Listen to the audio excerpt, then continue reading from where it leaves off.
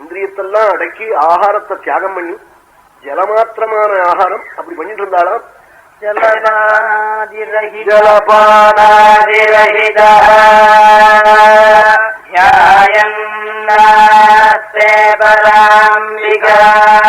ஜலத்தை கூட சாப்பிடாமல் பராசக்தியான ஜெகன்மாதாவான அம்பாள ஹிருதய கமலத்துல தியானம் பண்ணிட்டு ஜலபவத்ராஜன்னே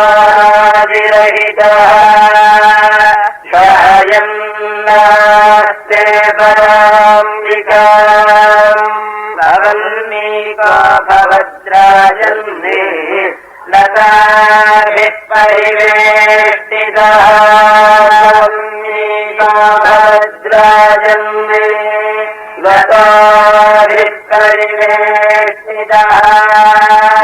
அசங்காம தபசு பண்ணதுனால என்னாச்சு, கரையான்கள்லாம் கொண்டு மண்ணை கொண்டு அவர் மேல வச்சு புத்து கட்டி விடுத்து புத்து கட்டி அப்படி ரொம்ப நாள் ஆயிடுது. மேலெல்லாம் செடிகள்லாம் முளைச்சு கொடிகள்லாம் படர்ந்துடுச்சு.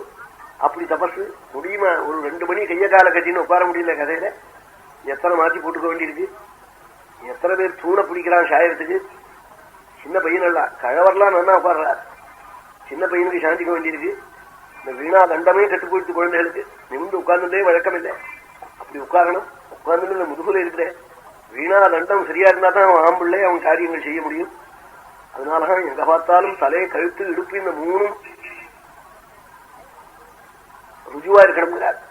சுச்சி சமக்ரீவ சிவரீரா அத்தியாஸ்ரமஸ்தகலேந்திரியாணி நிருத்தியவத்யாஸ்வகுரும் பிரணம்ய சுட்புண்டரீகம் விரஜம் விசுத்தம் விசிந்திய மத்தியே விஷதம் விஷோகம் ஆதாரமானந்தமகண்டபோதம் யஸ்மின் லயம் யாதி புறத்ரயங்க சொல்லி அப்படி கழுத்து தலை எடுப்பு இந்த 3ம் சமமா இருந்து இந்த ஹிருதய புண்டரீகம் இருக்க அதுல பகவானை பார்க்கணும். பார்ப்பதற்கு முன்னாடி தனித்த இடத்துல போய் உட்கார்ந்து ஆச்சாரியனுக்கு ஒரு நமஸ்காரம் பண்ணணும். யாரும் நமக்கு மந்திரோபதேசம் பண்ணினாலும் அந்த மகான்களுக்கு ஒரு நமஸ்காரம் பண்ணி விவிக்தமான தேசத்துல உட்காரணும். சுத்தமான இடம், நிர்ஜனமான இடம். அவன் கூட ஆராவத்தன் இருந்தா ஜப்பம் பண்றபோது ஒருவனை விடுவணும். இன்னைக்கு என்ன கிழமைன்னு கேட்பான். நான் பத சொல்லலைன்னா இன்னைக்கு சனிக்கிழமையம்பான். இவனுக்கு இன்னைக்கு கிழமை செவ்வான்னு தெரிஞ்சவன் ஒருமனை இருக்கணும். பாரு ஜபத்துல செவ்வாய்க்கிழமை இவனை பேசுறதுக்காக தான் அவன் கிழமை கேட்கறான். அவனுக்கு ஒண்ணும் வேற ஒன்றும் அவசியம் இல்லை. இப்படி எத்தனையோ அடைஞ்சல் வரும். இத்தனை அடைஞ்சல்களையும் தாண்டதுக்காக தான் விவிக்தமான இடத்துல உத்தரம் வராத இடத்துல போய் உட்காந்து ரூம்ல உட்காந்து விடாரா ஒருவாள் அவங்க கேட்கணும். கேட்க மாட்டான். அப்படி இல்லாம உட்காந்து தியானம் பண்ணணும்னு சொல்லியிருக்கு.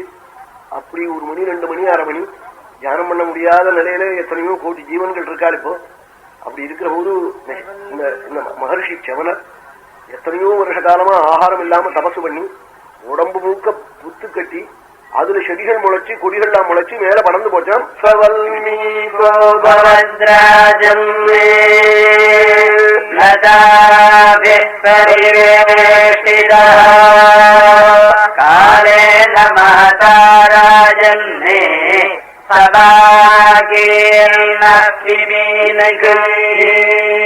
ரொம்ப காலமாயிடுச்சு. எத்தனையோ ஆயிரக்கணக்கான வருஷம் விரும்புகள்லாம் உள்ள பூந்து மாம்சத்தெல்லாம் சாப்பிட்டு ரத்தத்தெல்லாம் எடுத்துன்னு வெளியில வருது.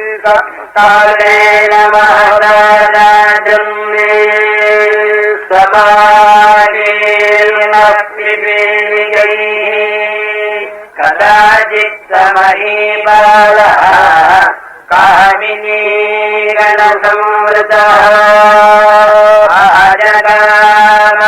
ஆஜகாமசரோராஜன்னே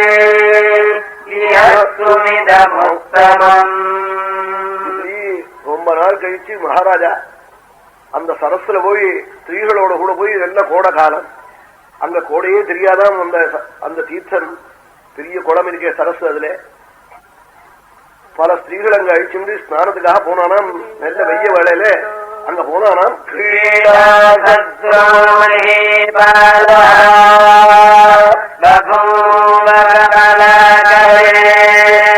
கமலாகரமா ஒரே தாமர பூக்கள் நிறைஞ்ச சரஸ் அது. அந்த ஓடை, அந்த ஓடையில போய் கிரீடா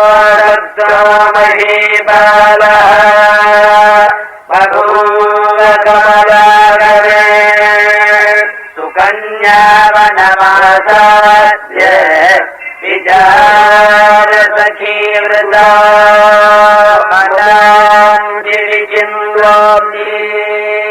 சஞ்சலா சஞ்சலோபமா. ராஜா பல ஸ்திரீகளோட ஜலத்துல இறங்கி நீஞ்சறதும் தாமரப்பூவை பறிக்கிறதும் மூழ்கிறதும் விளையாடுறதும் அப்படி இருந்தான். சுகன்யா என்ன பண்ணினா, அவனுடைய பெண் திவ்ய ரூபவதியான கன்னிக்கே தன்னுடைய சகிகளோட கூட நல்ல புஷ்பங்களை எல்லாம் அப்படி காட்டுல போய் பறிச்சுக்கிட்டு விளையாடிட்டு இருந்தாள். அப்படி நல்ல புஷ்பங்களை சுமானாம்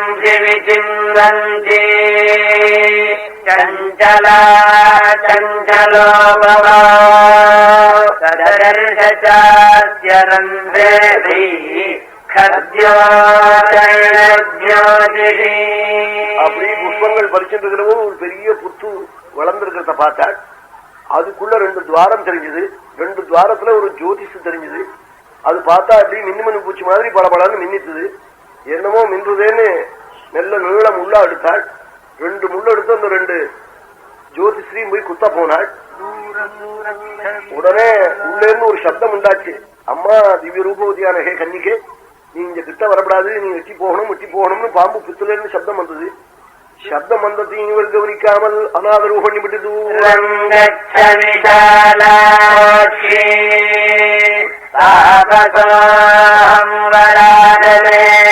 அம்மா நான் தபஸ்வி, நான் முனியாக்கம், இங்க நீ இருக்கப்படாது, எட்டி போன்னு சொன்னார் உள்ள இருந்து. ஆனாலும் என்ன பண்ணினான் அவள், இந்த சப்தத்தையே காதலியே வாங்கிக்கலையாம்.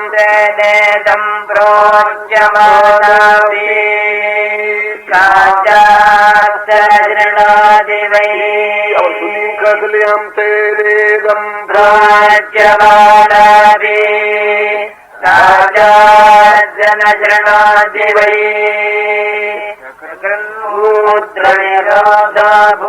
ரெண்டு முள்ளுனால குத்தி விட்டாள். குத்தினதே ரத்தம் வந்தது. பயந்து ஓடி போயிட்டாள். சகிகளும் வெட்டி போயிட்டாள். அதே க்ஷணத்துல என்னாச்சுன்னா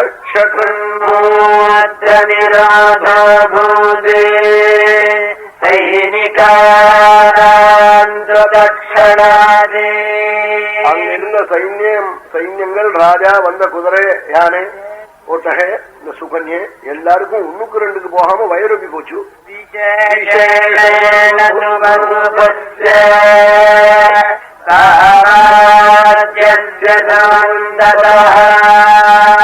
ரொம்ப அதிக தொந்தரவா இருக்குன்னா ராஜாக்களுக்கும் மந்திரிகளுக்கும் தான் ஆகிட்டான். விசேஷ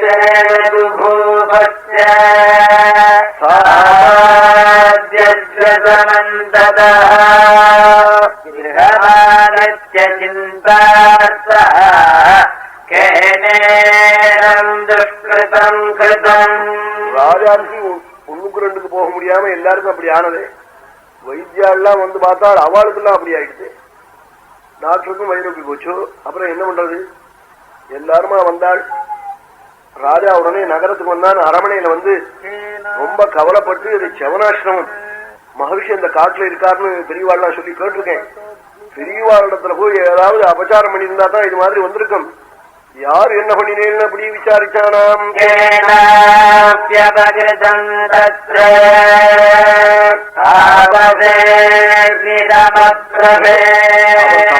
என்ன வெறும் தபஸ்வி, அவர் அக்னி சமப்பிரபை, அக்னிக்கு சமானமான காந்தி உள்ளவர் அவர். தாபசே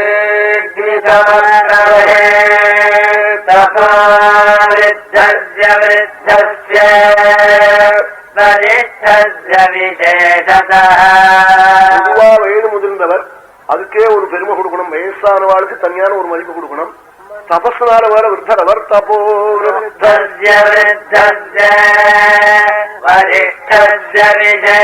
2 பிரகாசம் தெரிஞ்சது பாம்பு பித்துக்குள்ள. அத வந்து இங்க வராதே வராதேன்னு உள்ளேன்னு சப்தம் வந்தது. ஆனாலும் நான் முள்ள எடுத்து குச்சிவிட்டேன், ரத்தம் வந்தது, பயந்து ஓடி வந்துட்டேன்னு நடந்தத்தை அப்படியே சொல்லிவிட்டாளாம்.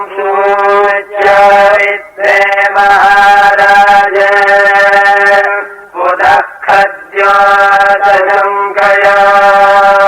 சூச்யாவித்ரே மகாராஜ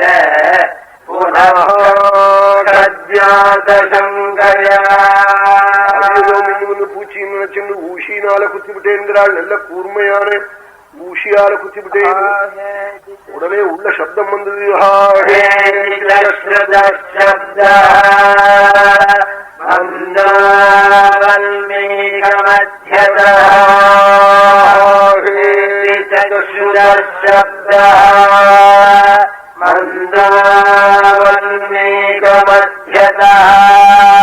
பாம்பு பித்து நடுவில் ஹாஹான்னு ஒரு சப்தம் வந்தது. மெல்ல ஒரு சப்தம் கேட்டது. எனக்கு பயமா இருந்தது, ஓடி வந்துட்டேன்னு நிஜத்தை சொல்லிவிட்டாள். சத்தியத்தினுடைய பெருமையை பாருங்கோ, இதுதான் எல்லா க்ஷேமத்தையும் கொடுக்குறது. அவ சொல்லலன்னா எல்லார் வயிறும் மடிச்சு போயிருக்கும், எல்லாரும் போயிருப்பாள், தேசமே வீணா போயிருக்கும். சத்தியம் என்னைக்கும் அன்னைக்கு ஏதாவது சத்தியத்தாலே தீங்கு வந்தாலும் பின்பு அது க்ஷேமத்தை கொடுத்துடும். அதனால சத்தியத்தை மறக்கவே கூடாது. அதுதான் பெரிய ஸ்ரேஷ்ட கொடுக்குறது. இந்த குழந்தை ஒரு பொய் சொல்லியிருக்க, பேசாம இருந்திருக்கலாம், சொல்லாமல் இருந்துட்டா எல்லாரும் போயிருப்பாள். இப்படி இவள் சொன்ன உடனே பரம்புகாள் மூனே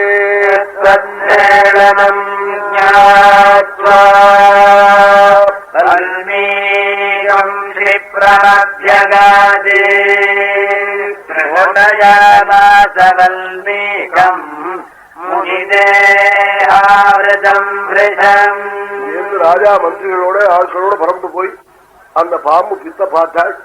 உள்ள கண்ணுல இருந்து ரத்தம் வந்துட்டு இருக்கு. அந்த மண்ணல் எல்லாத்தையும் மெல்ல எடுத்தாள்.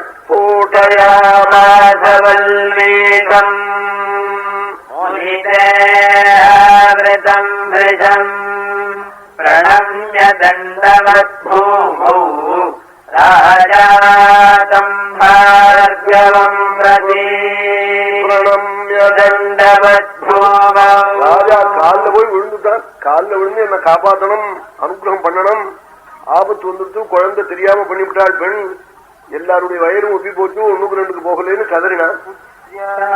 இப்படி என் குழந்தை தெரியாத்தனமா பண்ணிவிட்டாள் சொன்னாள்.